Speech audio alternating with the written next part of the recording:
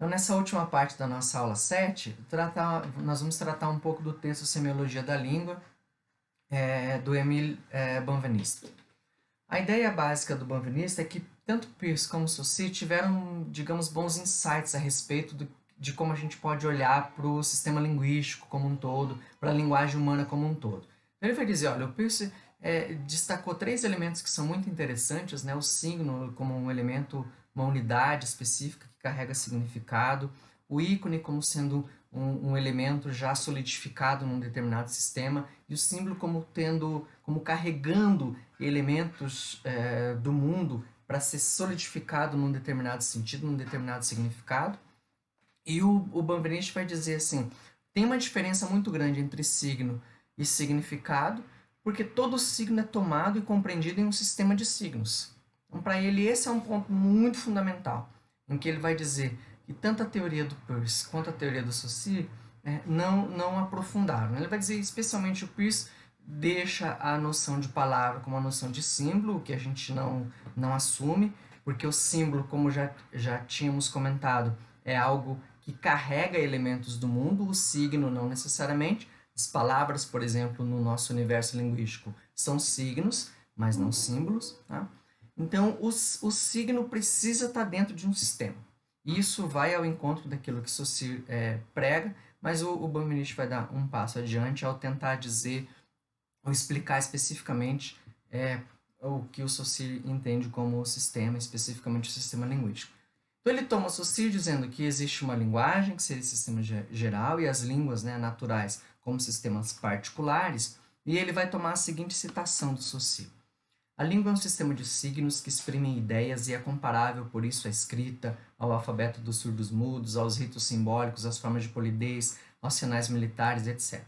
Ela é apenas o principal desses sistemas. Olha só que bacana isso que o Benveniste traz do Saussure. Né? Vai dizer o Saussure que a língua é apenas o principal de todos esses sistemas de signos, que expressam, portanto, significados. E aqui eu quero fazer um parênteses, porque a gente começa a perceber uma relação bem próxima com o caráter simbólico lá do Cássera. Essa ideia, por exemplo, dos ritos simbólicos nos leva à religião, por exemplo. Então, isso tem uma relação muito legal. A gente consegue perceber uma relação entre Saussure e Cássera. Mas aqui a questão é, por que a língua principal desse sistema? É isso que o Benveniste quer discutir. Então ele vai dizer assim, a tarefa do linguista é definir o que faz da língua um sistema especial, no conjunto dos fatos semiológicos, ou seja, entre todos os sistemas de signos, por que a língua é um sistema especial? Então o Benveniste vai destacar o caráter semiótico que Saussure atribui à língua, mas vai dizer assim, ela seria o mais importante dos sistemas em que sentido? Por quê? E é isso que nós vamos discutir aqui. O Benveniste, então, vai dizer que existe uma classificação para análise e consolidação da semiologia, ou seja, diferentes áreas que poderiam trabalhar com o estudo de signos. Tá?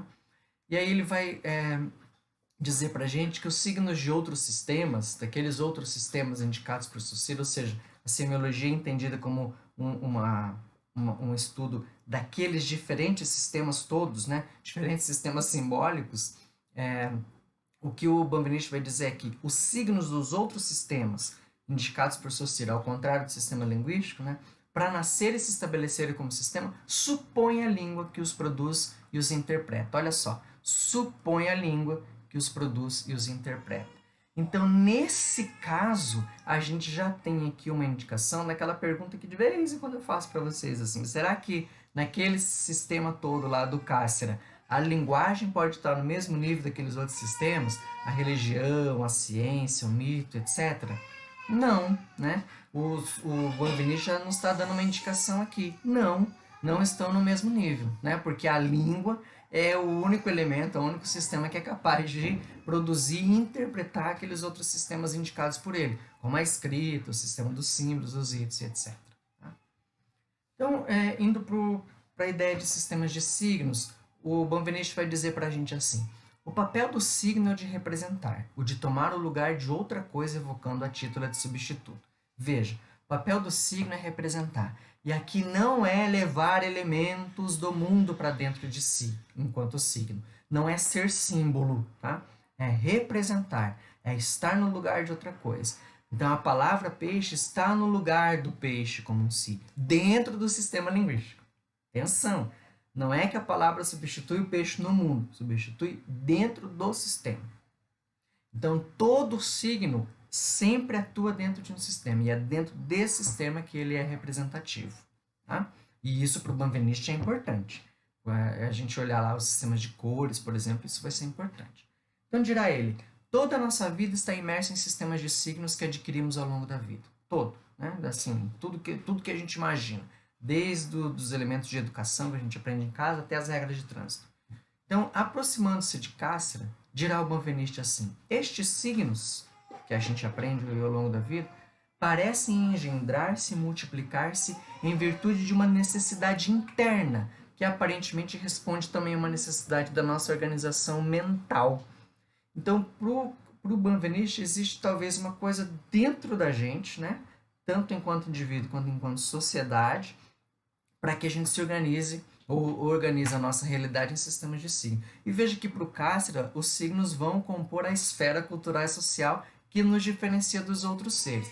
Então, o Cássera não está muito preocupado se isso vem de dentro para fora, se é do aspecto mais mental ou interno para o externo, mas que os sistemas de signos compõem essa nossa esfera cultural e social que vai nos diferenciar e que vai nos produzir, portanto, seres humanos, vai nos constituir seres humanos. Então, a propriedade principal dos sistemas e de todos os sistemas de signo, vai dizer o Benveniste, é significar a partir de unidade de significado, que são os signos.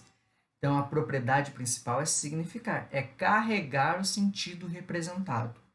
Tá?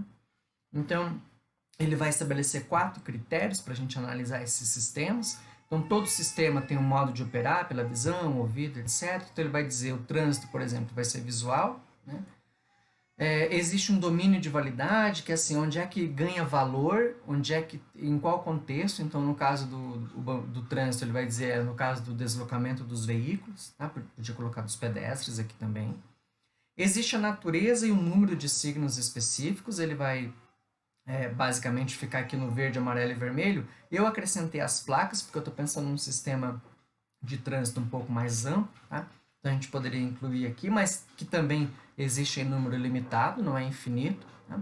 E existe o tipo de funcionamento, ou seja, a relação que há entre esses signos. Ele vai dizer, então, que esses signos atuam sempre em alternância, ou seja, o verde está sempre verde, nunca verde e amarelo, e o amarelo está sempre amarelo, nunca amarelo e vermelho, ainda que a gente possa encontrar esses sinais, sim, em alguns elementos dados simultaneamente. Só como exemplo, no Morei em Israel, o sinal estava vermelho, ele continuava vermelho e ficava amarelo, então ficava vermelho e amarelo ao mesmo tempo, que era o sinal de que ele já ia mudar para verde. E aí o pessoal já começava a arrancar, né?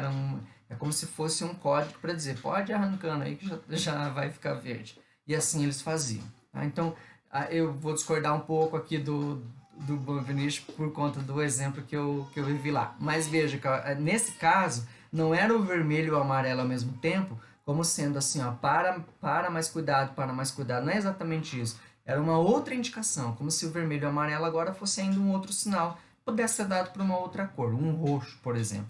Tá? Então essa é a ideia dele. Esses signos vão ser em número limitado e vão ter um tipo de funcionamento que sempre é alternado. Nunca vai ser simultâneo, especificamente no caso do trânsito. Tá? Existem lá, vai dizer o Benveniste, 2 partes que são externas e empíricas ao sistema, né? Que é basicamente o modo e o domínio, e 2 partes que são internas e semióticas, que é a natureza e o funcionamento. Tá? Então, no caso do trânsito, como a gente viu aqui, o modo é a visão e o domínio é o deslocamento. Então, essas são as partes externas. E as partes internas é como o próprio sistema funciona. Então, aqui é um sistema de cores e de placas, e o sistema é de alternância e não de simultaneidade. Tá? Então, no caso dos sistemas externos, o Benveniste vai admitir que há variações. Então, é possível que o sistema varie externamente, mas no caso dos internos, não. Vai dizer, olha, não tem como a gente pensar em variação desses sistemas aqui dentro. Não posso mudar toda essa estrutura aqui. Eu não posso mudar a natureza do signo no trânsito, por exemplo. Não posso mudar, basicamente, a alternância desses signos. Se a gente fosse trazer para o mundo da língua, a gente não pode trocar no caso das línguas faladas, né? Não pode trocar o som por outra coisa. No sistema linguístico específico, tá? Atenção. Não posso trocar o som por outra coisa. Eu posso compor um outro sistema, um sistema híbrido. Isso eu posso compor. Mas o sistema linguístico é feito basicamente de sons. E não posso trocar linearidade, tá? Ou arbitrariedade. Esses dois elementos não posso trocar. Então, vai dizer lá o Bambinich, existe um princípio de não redundância, que é, não existem dois sistemas semióticos para dizer a mesma coisa. Então, ele está bem aqui numa ideia próxima ao Jacobson, né, que vai sugerir assim, quando eu penso em significado, em sistemas, eu vou ter que falar em tradução intersemiótica, por exemplo. Tá? Porque não existem sistemas semióticos para dizer a mesma coisa. Inclusive, o Jacobson vai dizer lá que a única coisa que a gente consegue passar de um sistema para o outro é a informação, mas não a forma. Né? E isso vai muito ao encontro disso que o Bambinich está defendendo aqui, de que os elementos internos do sistema não podem ser alterados. Tá? Então, o homem, dirá ele, não dispõe de vários sistemas para a mesma relação de significação. Se dois sistemas partirem o mesmo signo, isso não significa que tem o mesmo valor. O valor de um signo se define somente dentro do sistema. Então, ele está bem numa perspectiva sussuriana aqui. O valor do signo está dentro do sistema. Então, ele dá o exemplo do vermelho, que tem um valor no trânsito, um valor na bandeira da China, um valor na publicidade. Agora, uma roupa vermelha na virada de ano, qual é o valor que tem? Então, nesse sistema de superstições, vamos chamar assim, em relação à virada de ano, qual é o valor do vermelho? Qual é o valor do amarelo? Qual é o valor do amarelo no trânsito? Então, vejam, essas relações são diferentes. É o mesmo signo, vermelho, mas o valor que ganha dentro do sistema é distinto. Esse ponto é fundamental, tá? Porque vai bem a ideia do Saussure de que o valor dos signos vão se definir dentro do sistema. E, claro, dentro daquilo que Jacobson também já pregava e a gente já viu antes. Um exemplo aqui bem bobinho, mas para ficar bem claro isso, é que sequências sonoras como como Sergei em russo e Sergei em brasileiro, essa mesma sequência sonora tem efeitos distintos. E veja, eu estou falando de sistemas linguísticos. Mas como o sistema linguístico russo e o sistema linguístico brasileiro são distintos, essa sequência sonora Sergei não tem o mesmo valor. Né? Ou seja, não carrega o mesmo sentido, não carrega o mesmo significado.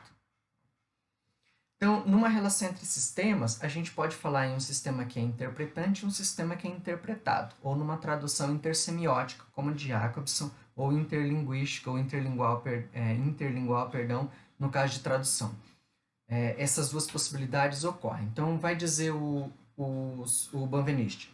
A língua é o sistema interpretante da sociedade. Existe toda uma sociedade, é a língua que interpreta essa sociedade. Voltando àquela ideia de que a língua é o principal dos sistemas semióticos.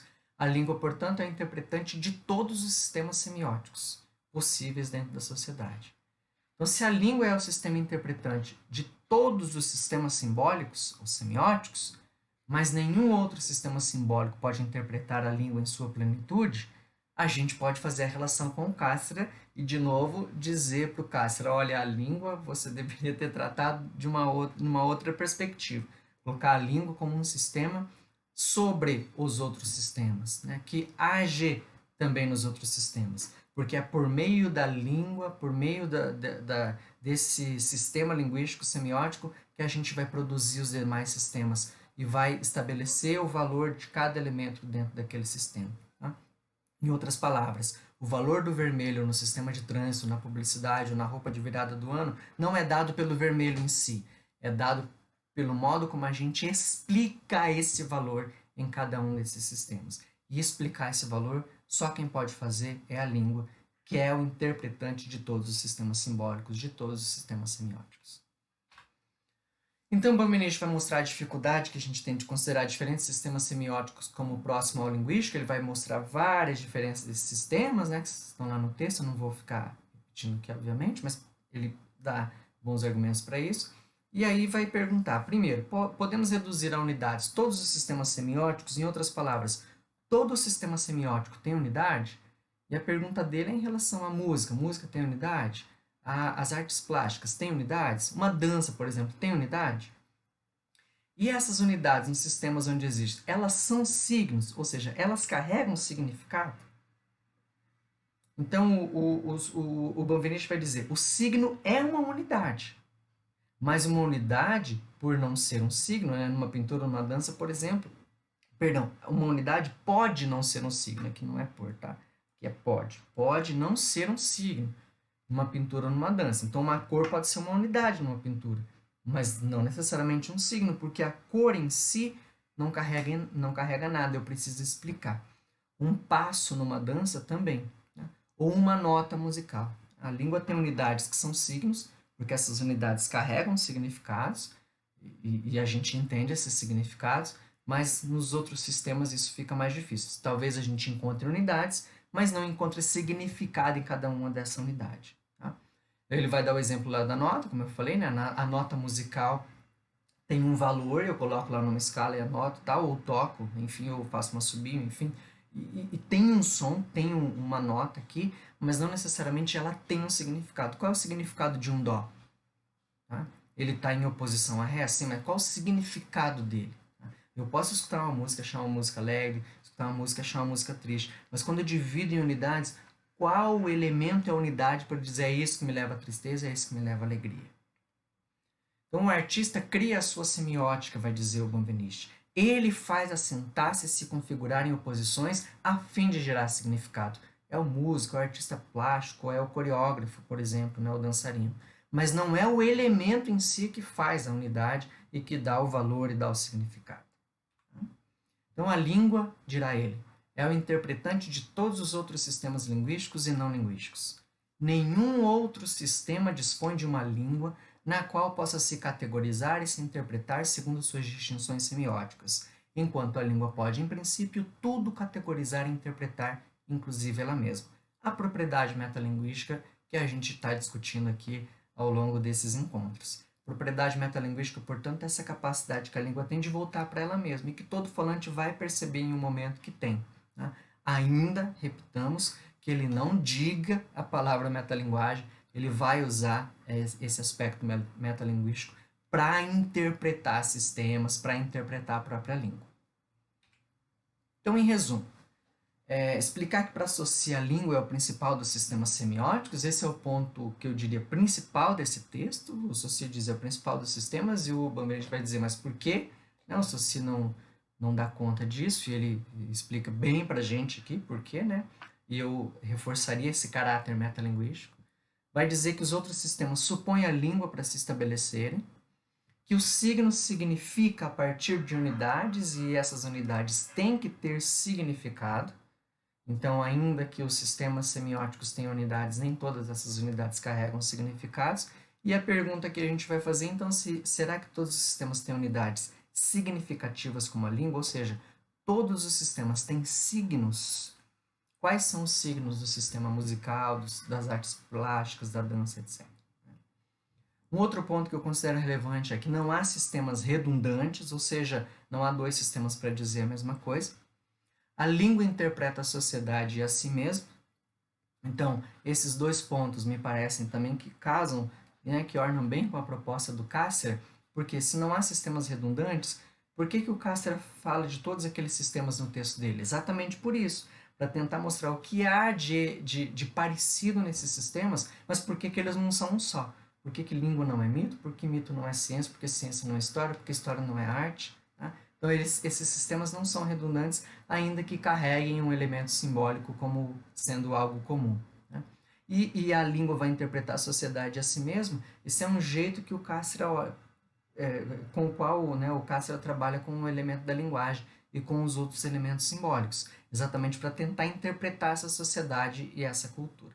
E, finalmente, a propriedade metalinguística como sendo aquela que distingue todas o sistema linguístico, a linguagem, de todos os demais sistemas. É isso, espero que tenha contribuído para a discussão de linguagem, especificamente nesse aspecto mais linguístico. Até uma próxima.